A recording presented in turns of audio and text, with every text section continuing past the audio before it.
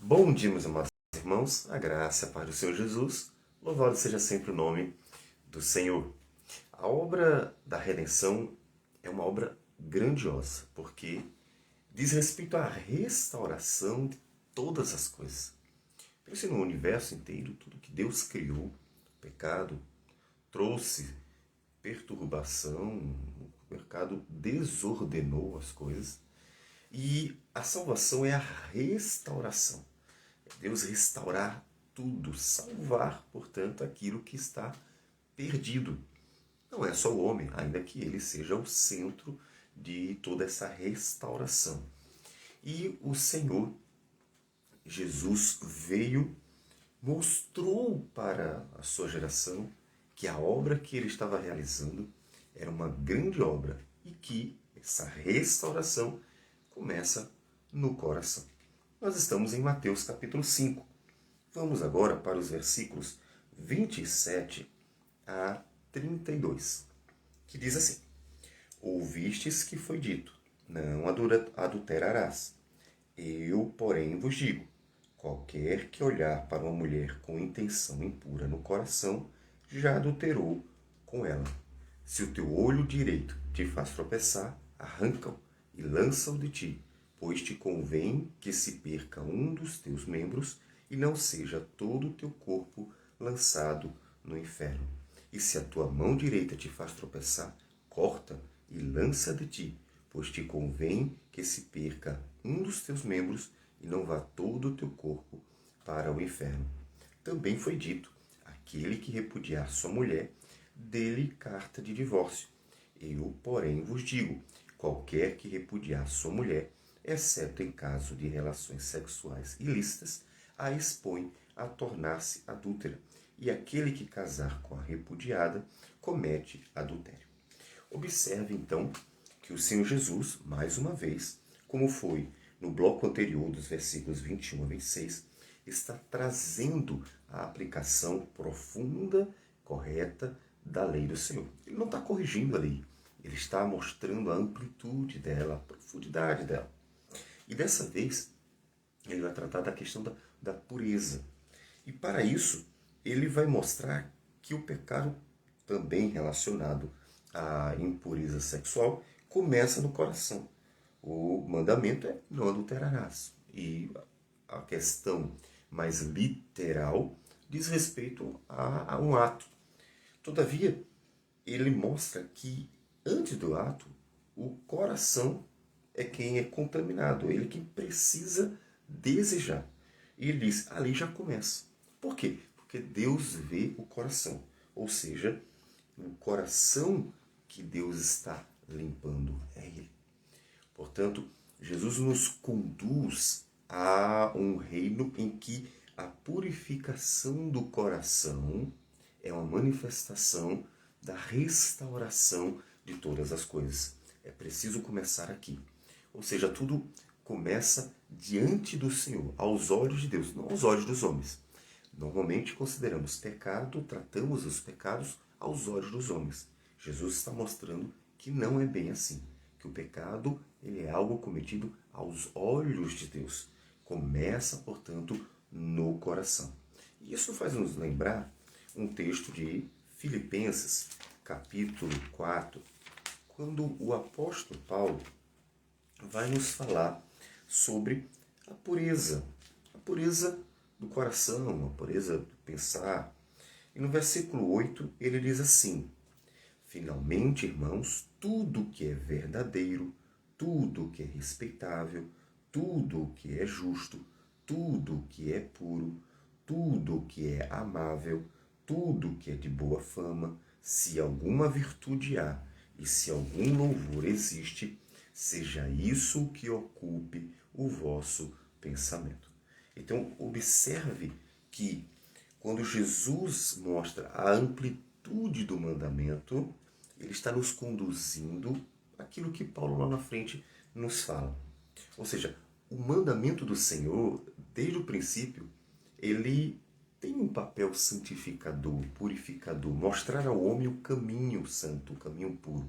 Ainda que ele, por si só, não tem essa capacidade, porque é preciso que o Espírito Santo esteja operando no coração. Mas o mandamento, ele já conduz a isso. Ou seja, quando o Senhor deu o mandamento tão objetivo, não adulterarás, ele estava dizendo, Deus quer que o seu povo tenha pureza no coração. Tenha uma pureza de olhos, e observe, Jesus vai aplicando isso. Se teu olho direito te faz tropeçar, ele diz, se a tua mão direita te faz tropeçar. O que ele está dizendo? Olha, esse mandamento, não adulterarás, ele está falando da pureza da sua vida. Que sua vida seja pura, que sua vida seja limpa. Portanto, diz respeito ao ser integral. Não é apenas o ato em si, mas começando no coração, tem a ver com ter tudo que é verdadeiro, tudo que é amável, tudo que é justo, como diz Paulo, em sua mente e em seu coração. Diz respeito ao seu modo de ver, inclusive, a vida, a pureza com a qual você vive e vê a vida. Então, esse é o propósito. Mas por que esse propósito? Porque o propósito de Deus é restaurar tudo. E restaurar o quê? Restaurar a pureza original. Basta lembrar que em Gênesis capítulo 2, depois que a mulher é criada a partir do homem, o texto diz que um e outro, o homem e sua mulher, estavam nus e não se envergonhavam. Por quê? Porque havia pureza. A pureza deles era tamanha que aquilo para eles não era visto com más intenções. Eles se viam, mas se viam com tamanha pureza que não havia maldade nenhuma no coração deles. Quando eles pecam, se abrem os olhos e o texto diz que eles percebem, porque agora sim, a maldade no coração, a maldade em suas mentes. Então o Senhor Jesus nos mostra que Deus, no projeto Redentor, ele está trazendo de volta a pureza, trazendo de volta aquilo que um dia existiu. E é interessante que a lei termina se encaixando dentro do projeto Redentor nesse propósito purificador. Como? Mostrando para nós aquilo que é a vontade do Senhor. A lei do Senhor não pode salvar. Por que não pode salvar? Porque somente o Senhor Jesus poderia nos justificar. E nenhum de nós é capaz de fazer isso em si mesmo. Todos são pecadores. Mas a lei do Senhor, ela tem um papel purificador, porque pelo Espírito Santo ela vai falando ao coração e o Espírito vai convencendo. E então aqueles que estão sendo quebrantados pelo Espírito do Senhor vão assimilando aquilo e Deus vai trabalhando a vida, como quem está lapidando, como quem está podando, como quem está esculpindo, para que a nossa vida venha a ser purificada, restaurada. E Paulo fala desse operar do Espírito Santo pela palavra do Senhor, purificando, transformando as nossas vidas, na segunda carta aos Coríntios, capítulo 3, versículo 18. De vez em quando eu estou citando esse texto. Ele diz, e todos nós, com o rosto desvendado, contemplando como por espelho a glória do Senhor, somos transformados, o operar de Deus, de glória em glória, na sua própria imagem, como pelo Senhor, o Espírito. Então estamos sendo trabalhados pelo Senhor. E o Senhor Jesus nos mostrou. A palavra tem esse propósito desde o princípio. O problema é que Israel não entendeu. Não entendeu a profundidade da lei do Senhor. Não entendeu a profundidade daquilo que Deus estava dando a eles para operar na vida deles e purificar. No versículo 31, o Senhor Jesus entra na questão do divórcio. Eles haviam, durante a história, enveredado por esse caminho. Deus nunca concordou com isso, ou seja, nunca foi a vontade do Senhor no sentido de que algo que fosse bom e agradável sim. Mas Deus deixou. E Jesus mais à frente, nós não vamos ver esse texto agora, mas Jesus mais à frente, em Mateus 19, Ele diz, inclusive, a razão por que Deus deixou durante um longo período da história de Israel. Ele diz que isso foi por causa da dureza de coração. Respondeu Jesus: por causa da dureza de vosso coração é que Moisés os permitiu repudiar vossa mulher. Entretanto, não foi assim desde o princípio. E aí Jesus outra vez, aqui em Mateus 5, também em Mateus 19, vai nos fazer voltar a Gênesis. Quando ele nos leva para Gênesis, quando ele nos leva para Gênesis 1 e 2, quando ele nos leva para o Éden, ele está nos levando para o propósito de Deus, para a origem, onde o homem e a mulher eram puros, antes do pecado entrar. Ele está nos mostrando, portanto, que o propósito de Deus é haver um retorno à pureza, um retorno àquele momento, aquele período em que o homem vivia plenamente com Deus, porque o seu coração não tinha pecado. E isso mostra então para a sua geração que o propósito de Deus para a vida deles era purificá-los, já indicando que a salvação era muito mais do que o livramento de inimigos externos, que a salvação era uma obra que tinha a ver com o coração do homem, que tinha a ver com a vida espiritual do homem. E o Senhor Jesus mostra isso corrigindo uma prática que se tornou tão comum. Também foi dito, aquele que repudiar sua mulher, dê-lhe carta de divórcio. Foi permitido isso, deixaram que fosse assim. Mas isso nunca foi o propósito original de Deus, nunca foi. Então, ele mostra que o propósito original do Senhor não era esse. Eu, porém, vos digo, qualquer que repudiar sua mulher, exceto em casos de relações sexuais ilícitas, a expõe a tornar-se adúltero. Ou seja, o divórcio nunca foi um projeto do Senhor pensando nesse projeto de restauração. Nunca foi um mandamento de Deus, foi uma permissão por causa da dureza de coração. Obviamente, o Senhor Jesus chega para corrigir. Jesus chega para trazer de volta o povo àquilo que é sim a vontade do Senhor. É sim que a vontade de Deus para o seu povo, para que inclusive possa se manifestar na vida desse povo a beleza, a pureza do projeto original. Qual era o projeto original? Era que o homem casasse com a mulher e então os dois vivessem para sempre, né, a sua vida. O homem era imortal, portanto não teria fim o casamento. Uma vez que ele pecou, se tornou mortal, a própria morte é quem dá fim ao casamento. Então, que vivesse por toda a vida juntos como um casal.